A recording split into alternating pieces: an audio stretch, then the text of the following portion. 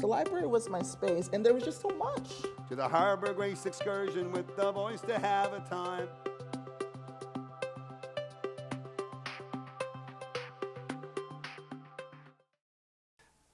Thank you all for coming on a Monday night. I know it's not always easy to kind of do that. But yeah, and I see some good familiar faces here, people who've come here in the past, and new faces too, so it's great. First of all, I want to give a shout out to DJ Agile for playing the music. Yeah. What did we agree on? How are we going to talk about you? Yeah. So, Juno nominated artist, producer. I said nominated. I was trying to. Anyway, yeah. So. I'm 0 for 5, so yeah, I could probably say loser. It's okay. Look, dude, I was gonna focus on your gigs, but this is what you wanted me to do. Okay, anyway. Producer, Nas, Julie Black, Socrates, Cardinal, a whole bunch of stuff. Also a member of Big Black Lincoln and Brass Monk. And if you want to keep up with Agile, follow him on Instagram, DJ Agile at DJ Agile. He's got a lot going on. Yeah. Okay, is that good enough? You good? Yeah. All right, so Agile and I have been doing this for a number of years, and usually what we do is that we focus on, or we find a slice in Toronto hip-hop history that we want to focus on, and this year we decided to do sound systems. It was the only one that Agile actually was interested in doing, so he usually gives me the silence where he just like, that means no, like he doesn't care. Well, this one's overdue, that's why. Right, okay, Yeah. so he was into this one, so. And then, actually, yeah, this is great because it's really, the series is put before the 6th, and it really is about kind of like the foundations of Toronto's hip-hop scene. So this really is the foundation. This is the foundation. This is the first brick. The first brick. The first brick. Yeah. So, and so we're thrilled to have the people that we have on the panel here today. And yeah, so I mean, I think that's basically it. The sound systems were really the building blocks of everything that came later. So, yeah. I believe, let's just bring out the people here. So the people on the panel tonight, and then we'll introduce them as we go. Toney D from Sunshine Sound Crew, Lady P from Kilowatt, and DJ ONeil from Chic Dynasty. Come on out, guys. Come on in. This is DJ ONeil. There you go. You're at the end. Come on, Toney. Let's go.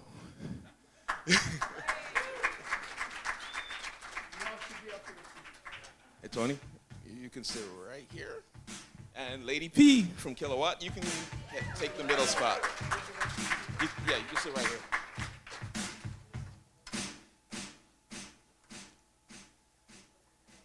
Gentlemen are supposed to stand up before the lady sits down.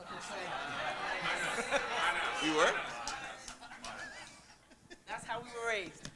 Oh, okay. I'm sorry, I missed that. No. So we're starting off well. Okay, so we're just gonna go down the line in somewhat chronological order. There's an oral history here that hasn't been super well documented, and so this is my interpretation of it. It could be completely wrong, but we're gonna go. And then I see authoritative people in the audience who will critique this, but it's okay. So as we go, we're gonna start off with Toney D. From Sunshine Crew. I told you there's a method to the madness here. Don't worry, we're good. So yeah, Toney D is one of the founding members of Sunshine Sound Crew, along with the owner Warren Webley, and basically you kind of honed his skills in on the East End. Shout out to Lindsay. Scarborough, in a place like Lamoureux Collegiate, and also beyond that, you guys ended up having a citywide reputation for their parties, also for their booming sound system, and Toney himself was able to go to New York and hang out with people like Kool Herc and Grandmaster Flash back in the day. And yeah, like I said, the sound system was known for playing high schools, block parties and roller skating parties and things of that nature. And then Sunshine also brought up a number of hip hop crews to perform. So yeah, we're gonna get into it, but that's Toney. That's Toney. Okay, so let's go into. Oh yeah, so one thing, the very first thing I wanted to ask you actually was before sound systems, and if we're looking at the city, I want to give you a sense of why sound systems are so important. I mean, what was it like for you just being like growing up, being in Scarborough, and then just kind of accessing black music in, I guess, in the late 70s, early 80s? Like, where were you hearing black music at that time? Yeah. But in regards to that, Okay, could you use the microphone? We got a mic here. Yeah, you speak. Could you speak into the mic so the people in the back can hear you? Yeah. Talking to it.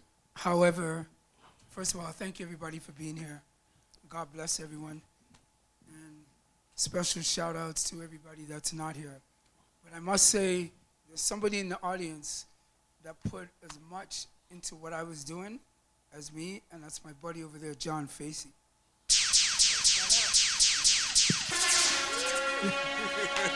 Hey. Because without him, and also another gentleman we used to call Brother D, that's not here right now, the three of us, along with JC, that was the crew. Yeah. So you guys were, you said Buffalo. So WBLK, the radio station, was really the main kind of situation in terms of where you were hearing black music. So there were no radio stations in Toronto playing black music necessarily. So if you wanted to go out and hear it, you could maybe buy it, but there were no radio stations playing the music here. Yeah, and also, not to be rude, to endorse when we're going into battles with other crews like Maceo, myself and John would spend 2 days going to New York or Buffalo, going through vinyl to bring back what we would call tracks that the general public would never hear. So we always wanted to have something that the other sound didn't have. Not just the sound, but the music. So if you could give some context to who Maceo was. So at the time that you started in Sunshine, my interpretation is that Maceo, for those who don't know, was another sound system, and that was considered the dominant sound system at the time. And in terms of, and sound system battling is endemic, or it's part of the culture, right? So as a new sound system, you were like, we need to take these guys out. That's true. No, it's true, because they're at the top. And to give you a quick example, Lamoureux Collegiate, myself and John, we were there. And the same way we're talking right now, they had the treble, the tweeter sound. Like if I wanted to pick up a lady, I'd have to take her out of the room. I'd have to whisper in it. It was so loud. And, they killed us that way. So the first time we went up against them, after that night, John said, hey, we got to go back to the drawing board with Warren and come back better. Okay, so Warren is Warren Webley, who is the owner of the Sunshine Sound System. Quick question, Toney. When we're talking Lamoureux, what year is this? What year is Lamoureux? Are we talking? That's in the 80s. You want to be more specific? So that's in the 80s. I'm just curious. I grew up at Warden and Finch, so I'm very familiar with Lamoureux, so that's why I'm asking. I believe you're talking about 82, 83, right? Around Correct. That time? Yeah. Around that time. Okay. But the main thing is, long story short, it was like going into a boxing ring.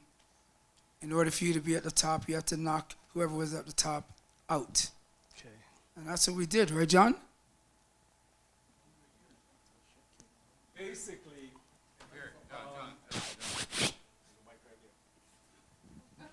yeah, good evening, everybody. Hey. Basically, what it was is kind of like in the 70s, which was the earlier years, there were other sound systems. They weren't as big, but Maceo was the dominant one. And for us, we were able to gather people from across all areas in Toronto. So we lived in Scarborough, we focused on Scarborough, and we expanded throughout the whole city. So whenever we did anything, we were out there making sure that all neighborhoods knew that something was going to go down. So if you can picture the TTC, a bus, pulling up, it's got like 300 people on it, the bus empties, and then another bus pulls up, and it just goes like that. Because at that time, everybody didn't have cars. We're in high school. So another thing that helped us a lot, we did a lot of small events and house parties. House parties were a thing in the 70s and 80s. If you were cool, you were invited to your friend's house or whatever in the basement. Pops would stand there, and that's where the beat down the furnace thing came from. When they heard something that they really liked. Yeah, we did day parties too. Day parties was a thing. Our parents thought we were going to school. PA days. But we had another thing. I went to school with a turntable under my arm. He had records. And that's kind of how it started off. All right. But Lamoureux was the first. John, thank you so much, but we got to keep it going on the panel. I appreciate you. John Facey, everyone, from Sunshine. Thank you. I really don't want to cut people up, but we only have an hour, and then we got 2 more people to talk to, definitely. So I want to keep it moving. The one thing I wanted to say about, but you gave a lot of context there about going across the city, and I think that was really important because one of the DJs that was recruited to Sunshine was a guy named JC, and from what I can gather, he was on the west side of the city. You guys were in Scarborough, and he helped you to be able to play on that side. Can you talk a little bit about what he brought to the crew? Okay, so with JC, like you said, Del, he was from the West End. He mostly did reggae. I didn't like reggae.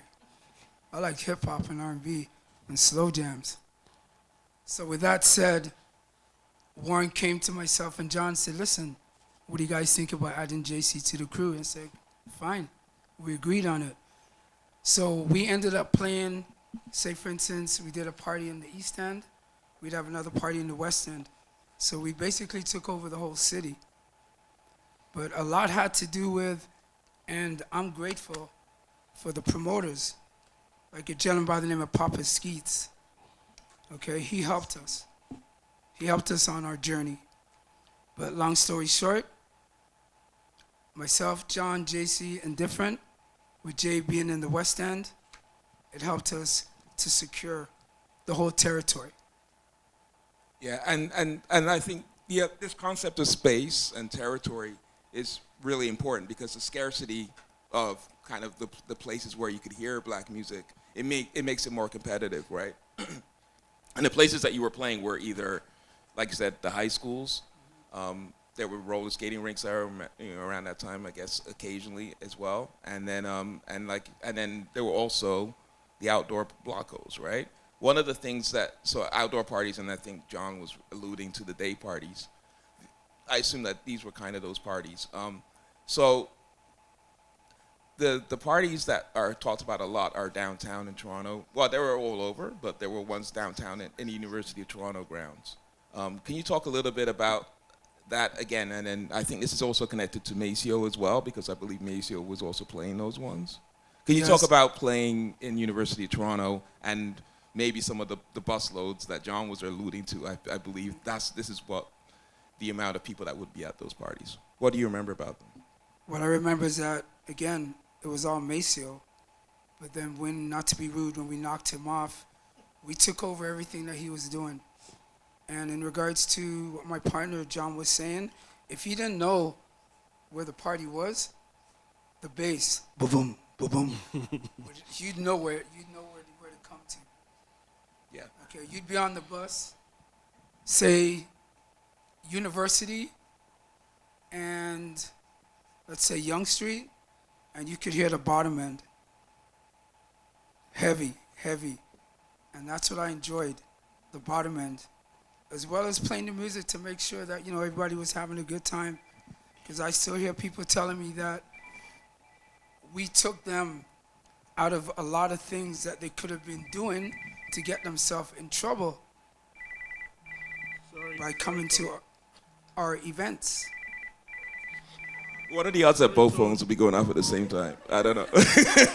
Anyway, but yeah, thanks for that. You're welcome. Yeah, and I think what the parties. So we've talked about, and then also I do want to say that Maceo was someone who is a figure, even though you're saying that, it was. From what I can gather, there was friendly competition, right? So Maceo was very helpful in terms of a lot of the crews that did come through. So even with Kilowatt and even with a lot of the other ones, he kind of came from a background of. I actually invited him to come, but he's in Trinidad for Carnival right now.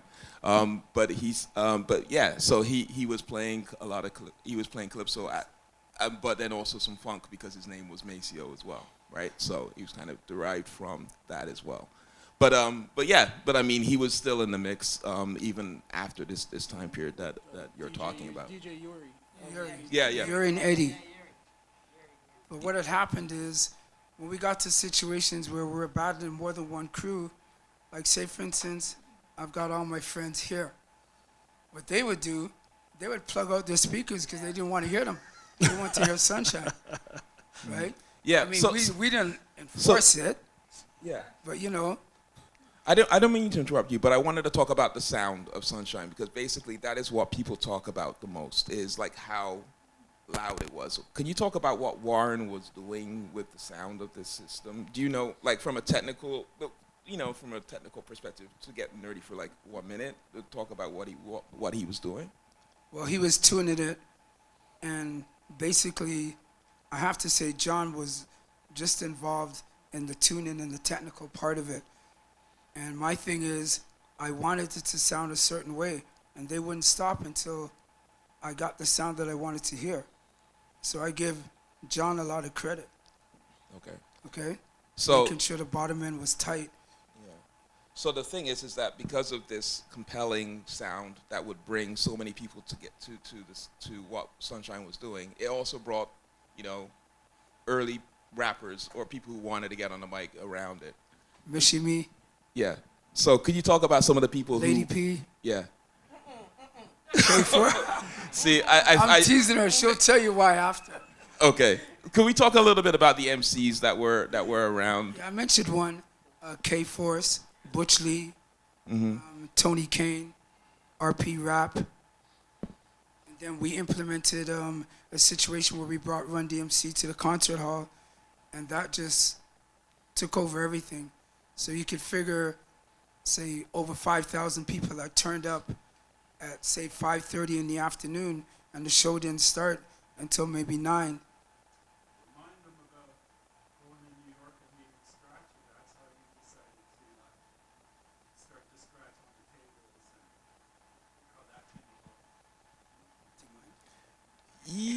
Well, I wanna stay on the MCs bit for now because actually was one of the MCs Dexter as well? Was there another guy named Dexter? Yeah, but he wasn't really Okay. part of our crew. It was more Mishi, Sean, Butch, RP Rap, which is Ryan Lloyd, Toney Kane, Caddy, Yeah. and of course my guy, Brother D. Yeah. So there were a lot of people, and but a lot of them didn't actually record any like music at the time because again, this was just a cruise. It was people like spontaneous being on the mic. Well, Mishi was pushing the issue. When I was explaining to her, she was just too much to manage, so I gave it to Ivan Berry. And the rest is history. Okay. Beatbox Roger. So. Okay. Well, the only record I could find from that, actually, there were a couple of records. I mean, there is, I think a lot of people have heard about Mr. Q as being an early record. The only other record that I could see, you said he wasn't directly connected to the crew, but Dexter Mack did put out a record, I believe in like 85. That's right, yeah. 85. Yeah, so let's play a little bit of that just to give you a sound of the era. Hours ago, hours ago, hours ago, hours ago, hours ago, hours ago, hours ago, I had a beat without the rapper and the scratching, it was incomplete. So then I called on my DJ, Howard J. He did the scratching, it was okay. Yeah, thank you. You're welcome. So that song was called Hours Ago by Dexter Mack, 1985. Okay. With Howard Hughes on the cut. Howard Hughes. I don't know if Howard is here or not. Oh, he's not. Okay, he was asking. He wanted to be here, but I'm not sure if He went by Howie D. Howie D. Yeah. Back then, yeah. Yes. So that was a song that did come out, but then also, like I said, there were a number of MCs. There were a number of crews. And right now, I kind of want to move on to Lady P from Kilowatt. Thank you. What's that? I think we're gonna have to keep it going. Okay. I'm sorry. Yeah, no worries. But yeah, it's just we're slightly behind. I'm trying to keep the timekeeping well here. But yeah, so Lady P was one of the first female MCs to be in the Canadian, to inducted in the Canadian Hall of Fame, Hip Hop Hall of Fame, and she started She started MCing while participating in high school events, and we'll talk a little bit about that. And then also performed at events where there's UTFO performing, and we could talk about that as well. And she's considered the front woman of Toronto's renowned Kilowatt crew, which also included MCs like Mischievous C and Fly K. And yeah, so let's go with that.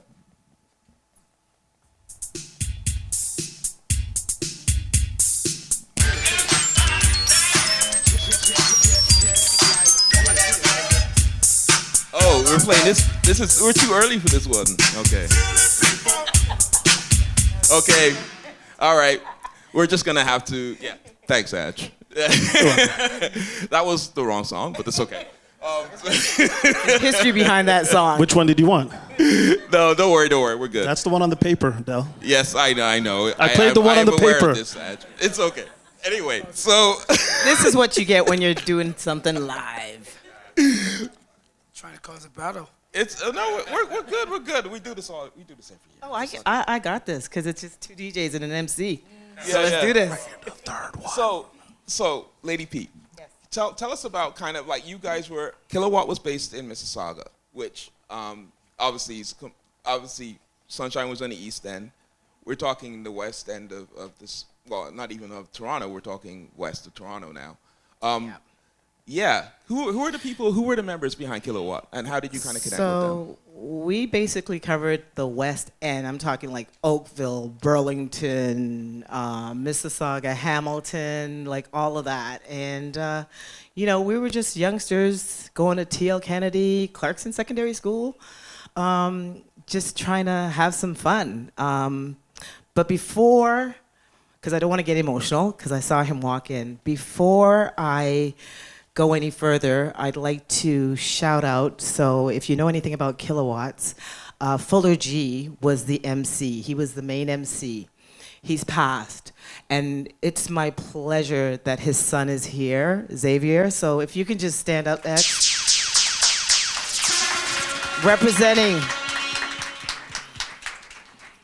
So I would be remiss if I didn't acknowledge that because it was Fuller G, so Fuller G was the MC, Carl Cole was the DJ, and Courtney Morrison was another DJ. And Courtney did most of the reggae. Carl did the hip hop, and Fuller G actually DJ'd a bit too, and he loved the house music. I was like, where are you going with that? But he was way ahead of his time.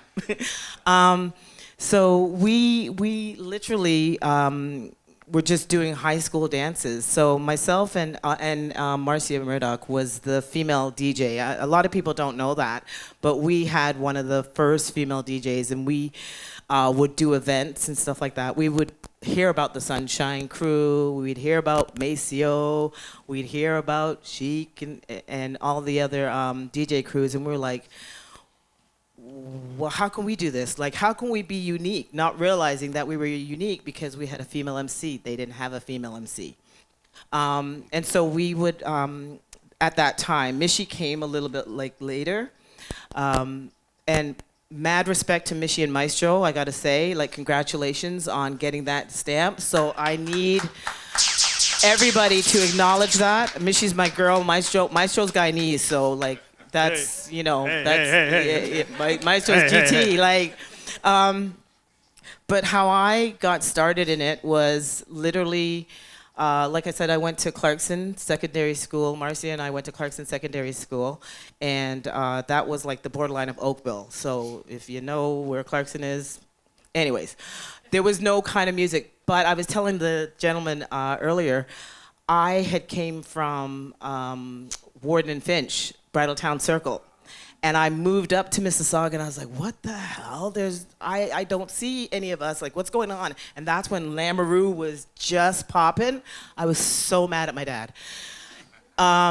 Anyways, we got up to Clarkson, and if you know anything back in Mississauga, track and field, sports, basketball, and everything was the lick. So they had the Hines brothers, they had football, and we used to hear about this school, like T.L. Kennedy, that was like the black school, you know, and it had all these dances and all this kind of stuff or whatever. And we're like, yeah, okay, whatever.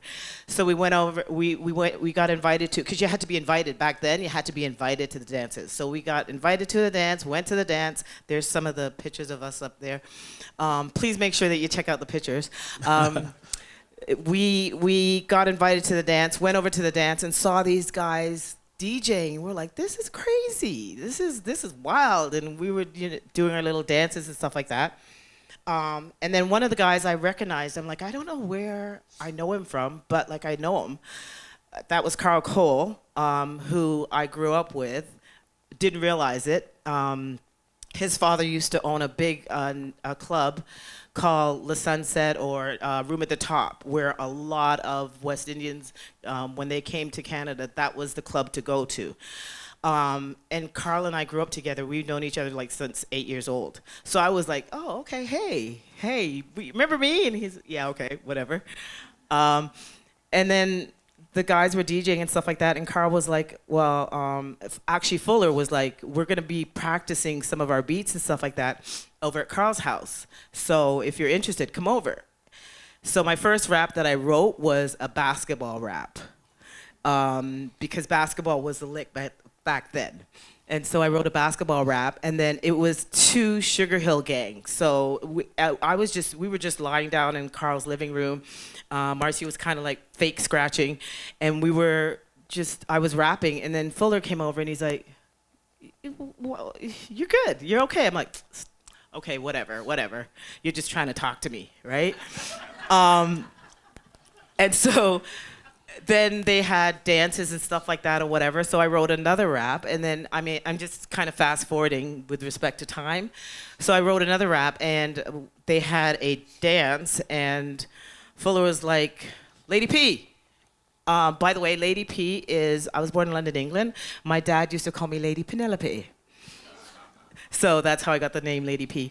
So Fuller was like, Lady P, come on up. I'm like, what are you talking about? And so I went up, and one of the raps, he's like, just do it. So I'm just gonna give you a little bit of it, because that's pretty much what I remember. So I started rapping in the 81 when I saw a sign saying you're the one. It was a big white sign hanging in the air, say the female MC wanted here. Well, without hesitation or wasting my time, I'd open my mouth and let go my rhyme. See, I'm Lady P, the female MC. Ain't nobody better mess with me. So then we progressed on. Yeah. So then we progressed on, and then we'll talk more about that later, but one of the key things that Fuller G and I, and I'm doing this in ode to X, we created a song, and we started implementing this song. So I'm just gonna do a little bit of that, and then we'll go into, 'cause Kilowatts is all right. We rock the rhythm to the broad daylight. Caress my body and move my soul. Kilowatts is in full control. Baby, drop the beat, DJ.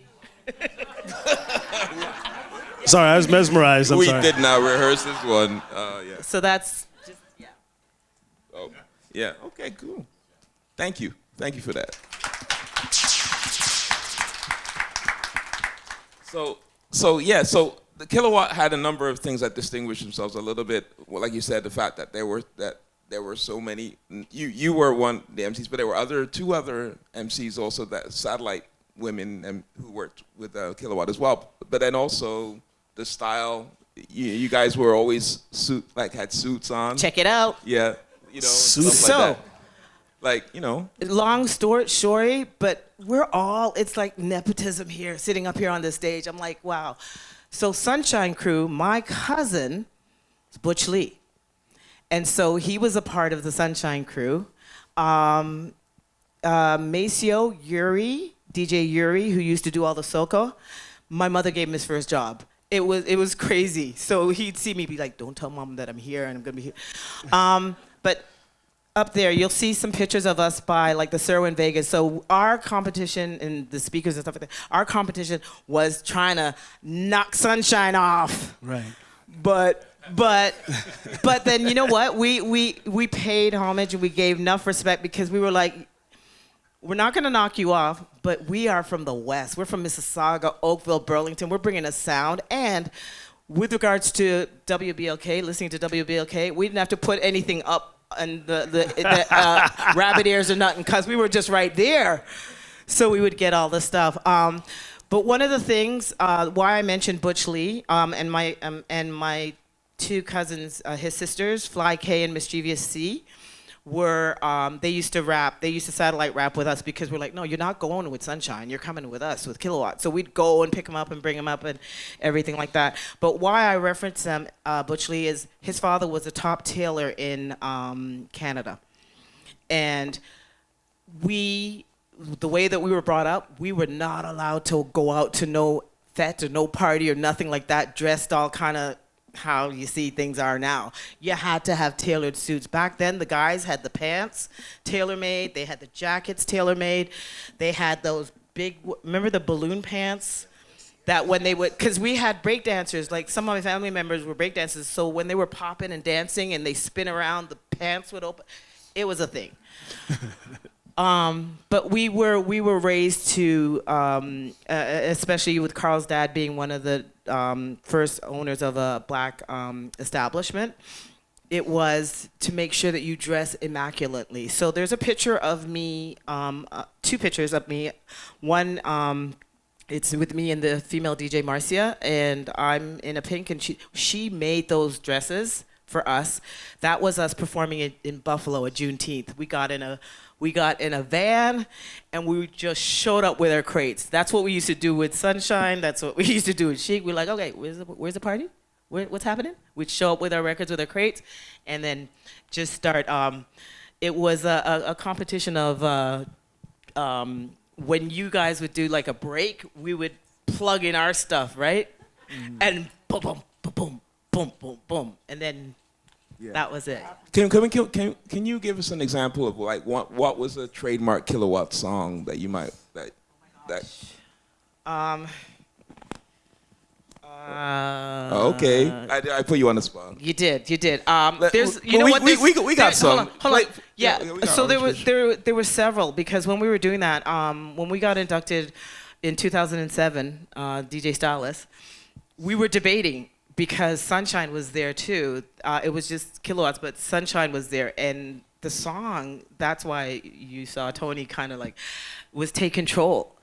And you know, but we also did In the City of Kilowatts, right? Okay. So that was one of our songs. But yeah, okay. I gave a list. By the way, Carl Cole is in Thailand for his birthday, so he sent me a list, an exhausted list of songs that you would reflect Kilowatt.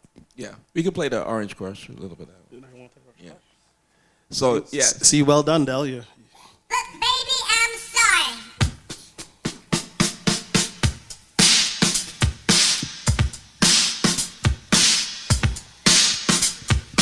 What you hear is not a test. See, I'm rapping to the beat. See, my name is Lady P. I'm here to say I'm so unique. You see the S on my chest, I got such finesse. Party people, what you gonna do? Remember M and remember E, I'm a part of the Kilowatt crew.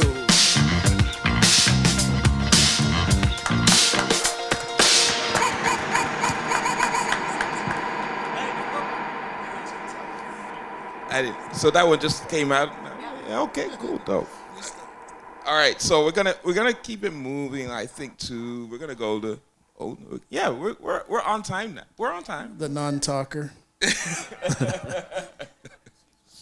we're gonna go to DJ ONeil from Chic Dynasty, and the reason why I think we'll get back to everyone because everyone's gonna come back, but one thing is that we're talking about the MCs being incorporated, into these crews.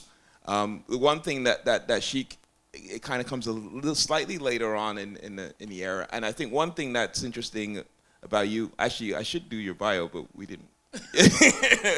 but let's just slide into it. But one thing that's interesting about you is that now. The fact is that radio was actually a thing almost now, like when you guys were kind of coming in, and we do have Ron Nelson here tonight. But it was interesting. You have a story about hearing his show for the first time, which I thought was really interesting to hear. Can you talk about that? Because the thing is that the fact is like I said, Buffalo was the only places that you were hearing it. So when people actually heard radio that was playing black music here, they actually really didn't believe it. So, I mean, can you talk a little bit about hearing that show for the first time? Like Tony said, WBLK came first, and then when Ron Nelson had his show, I had a friend of mine with the RCM 70, the big ghetto blasters back in the days, and he would come by playing all this, hip-hop stuff, and he would have tape over the dial so you couldn't see the station.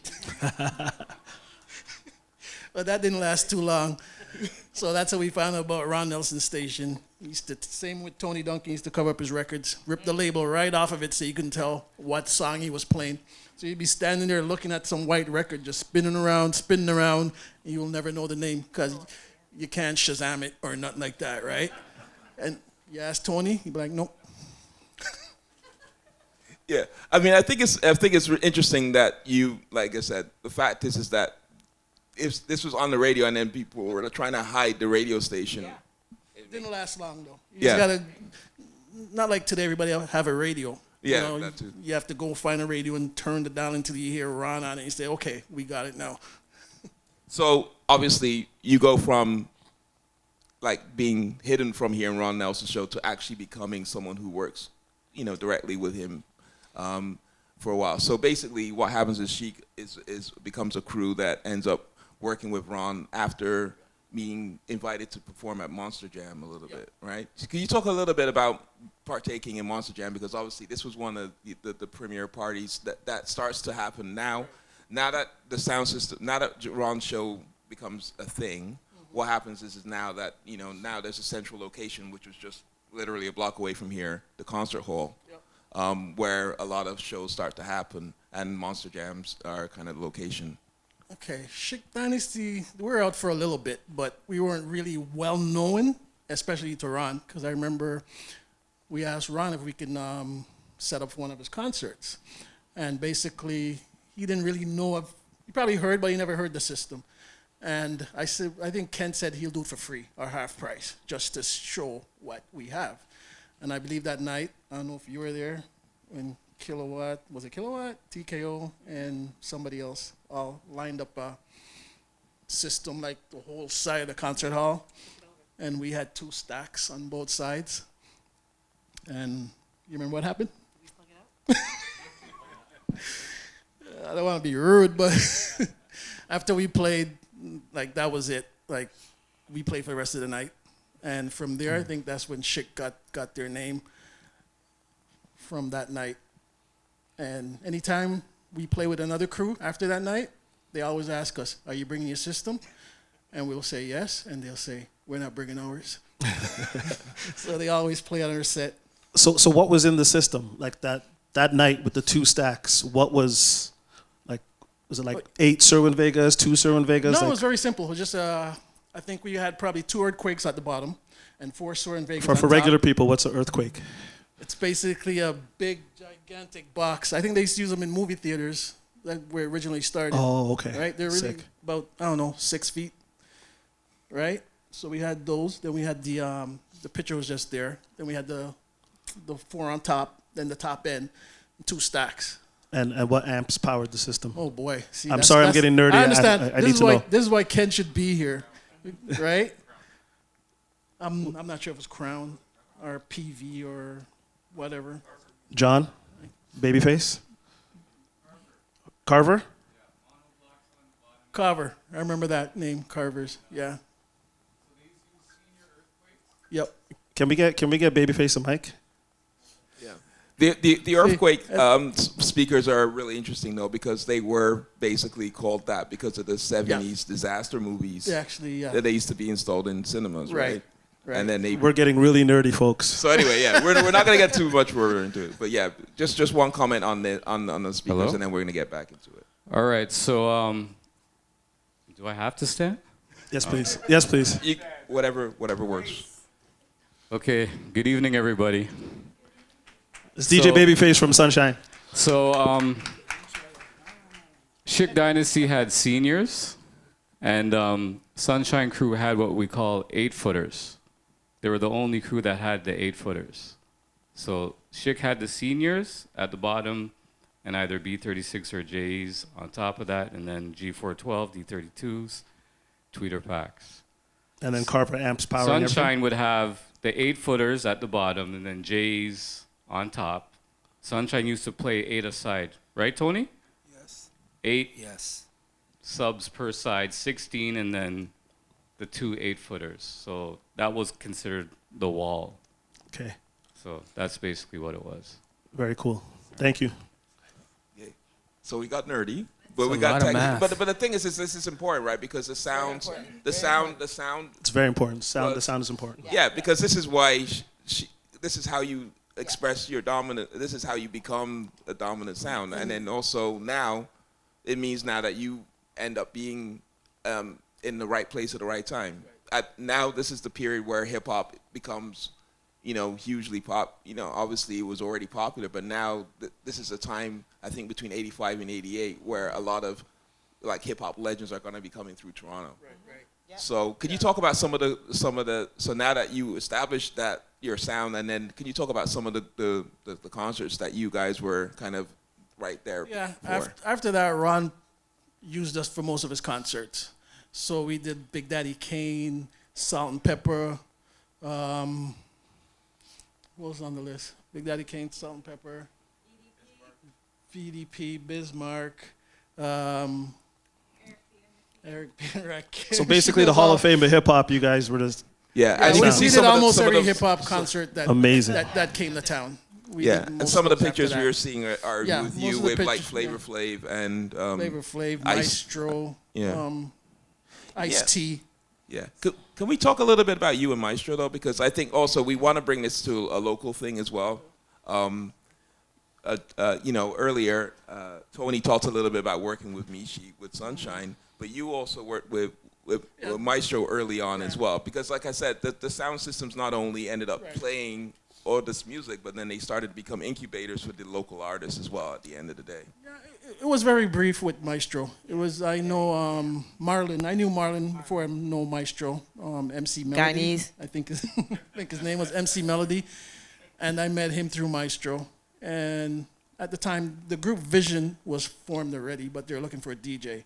So they used to come by my apartment, and we used to practice, but not for long. And then before you know it, Maestro wanted to do it professionally, and then Marlon said he wants to be an accountant, and that was it. And then Maestro took off from there, Backbone Slide, and history. Yeah.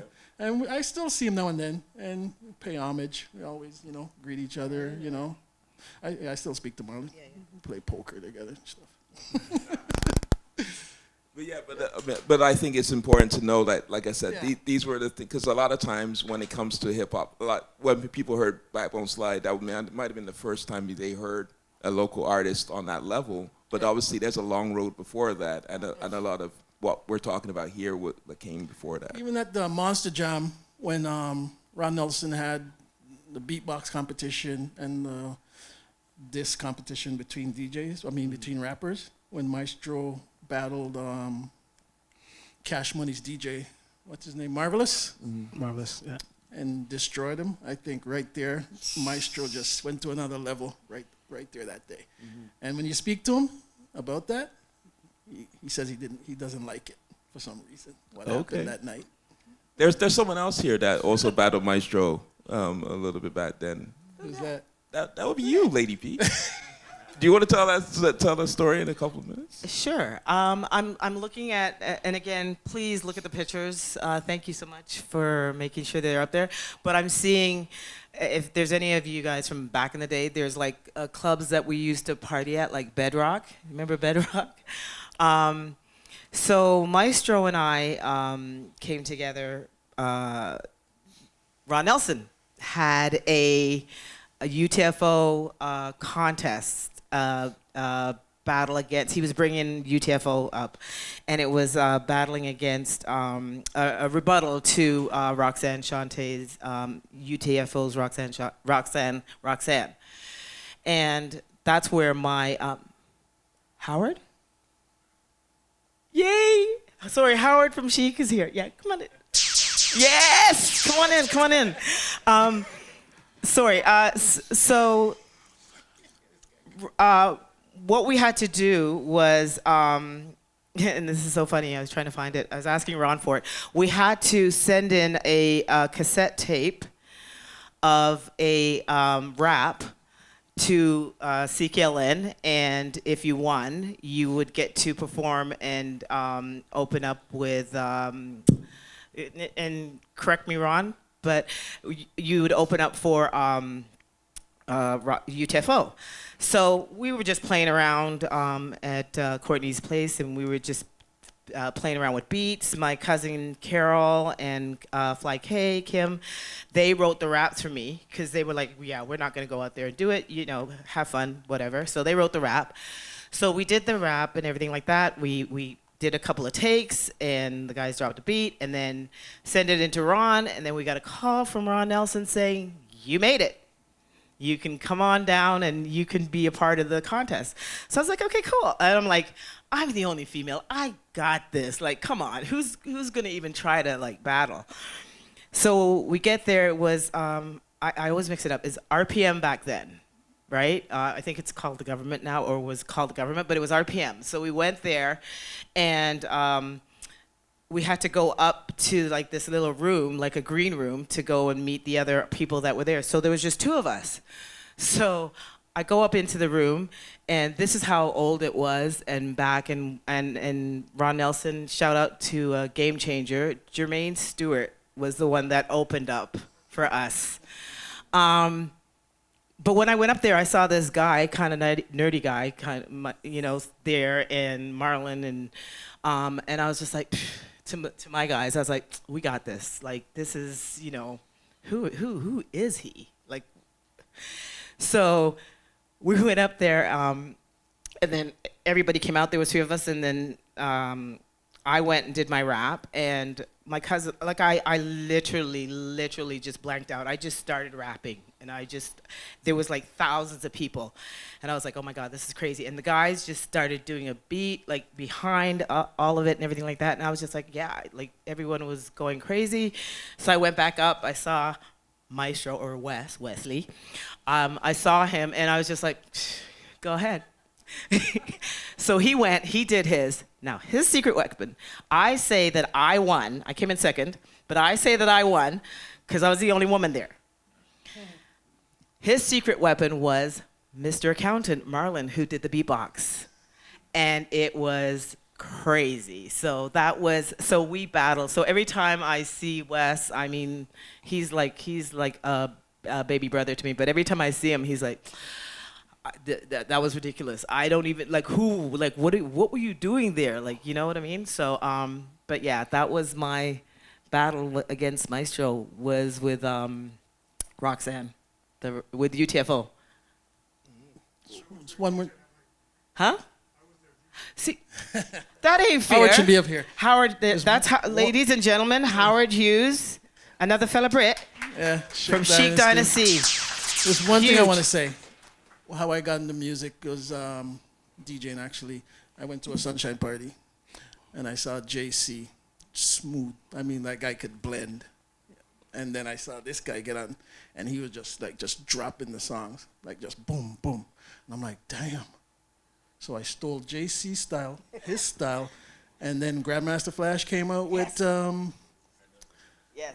Oh God, and that was it.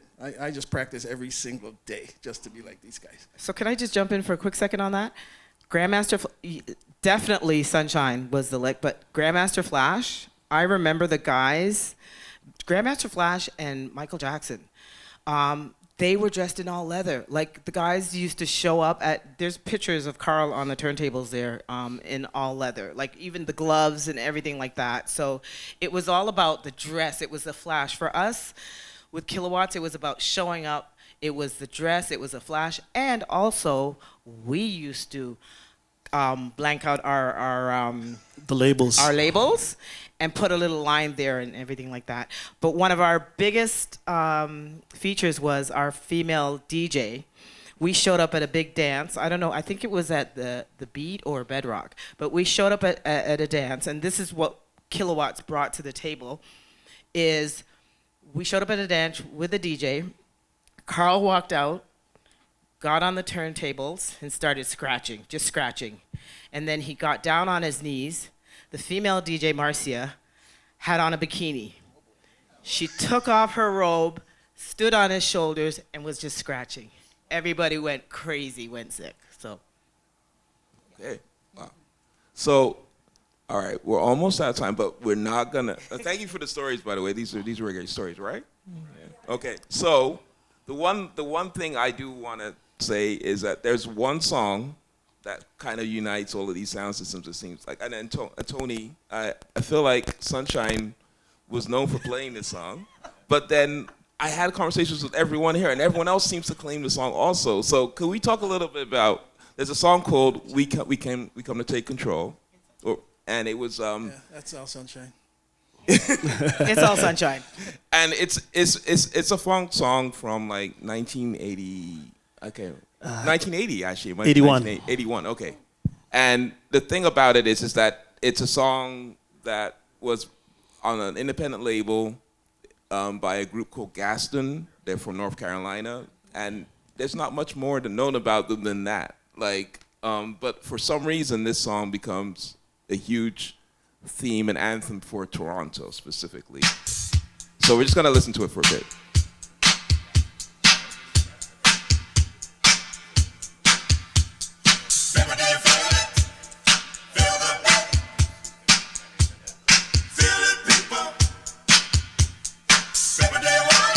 Where's the bass?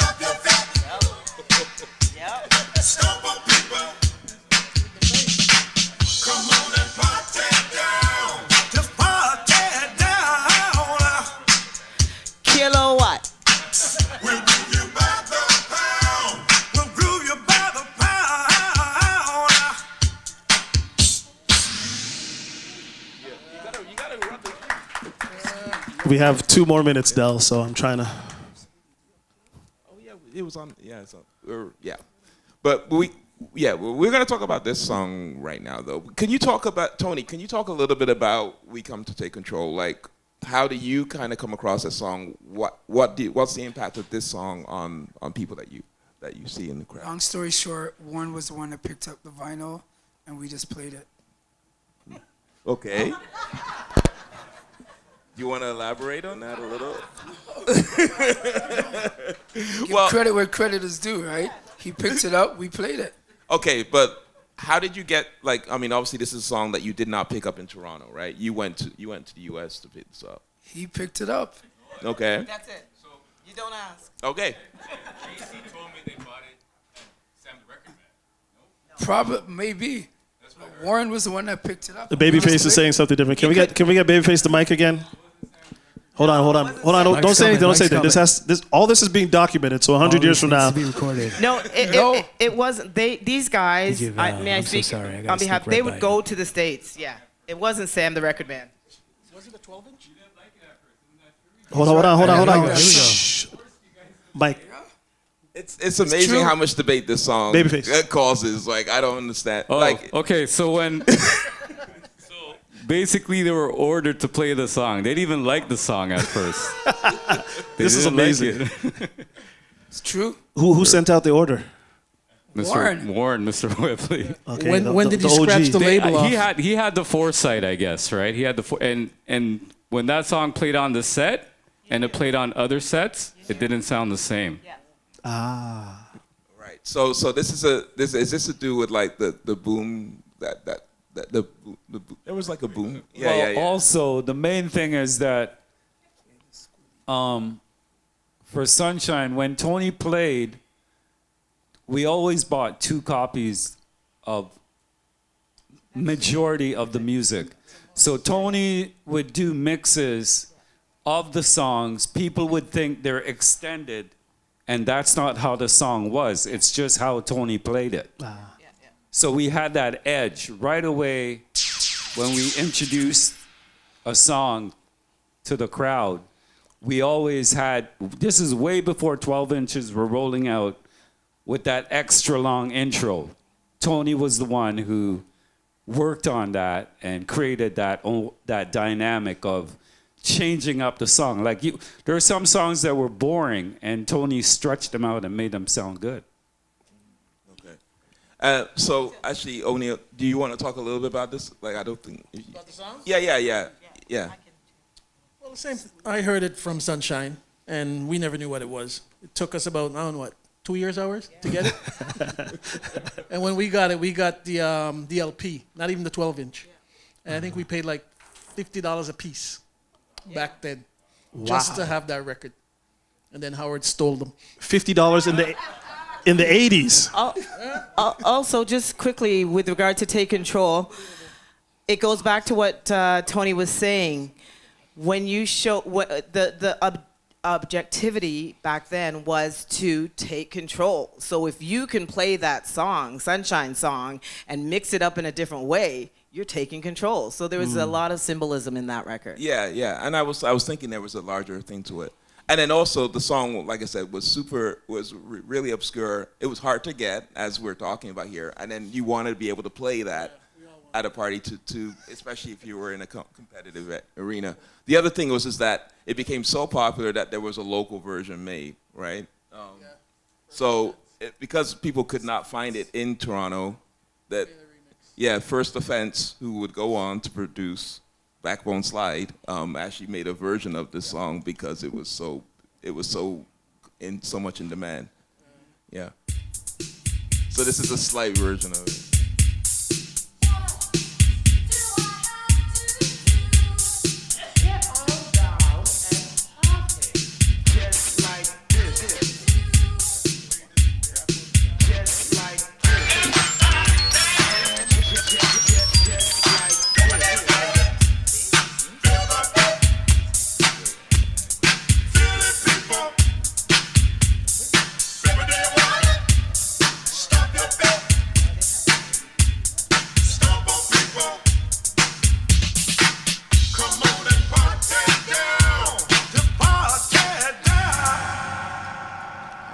Del, can I just say one quick thing? So what Kilowatts did, because we couldn't teeth the music, we created a dance. So when we walked into that song, we all had a dance. So at the 2007 awards, when we got inducted, we looked over, we saw JC, and we put the song on, and we all did our dance, lined up at the dance, and it was led by Fuller G, who created his house music style dance to that song. Okay. All right. So I think we've thoroughly gone through that song now. But We're doing good. We're good. We got one thing to do. Obviously, Chic, Kilowatt, Sunshine, some of the great sounds from Toronto, but tons of other sounds also were part of the scene. TKO. GQ Supreme, who's in the back trying to hide. I see you. Lots of Imagination is right here. Imagination, Powerhouse. Can I also shout out City Crew? Of course. So a lot of great sounds. You don't get, pressure makes diamonds, right? In competition, steel sharpens steel. So just salute to all the great sounds. Obviously, we can't have a panel with 8 different sounds.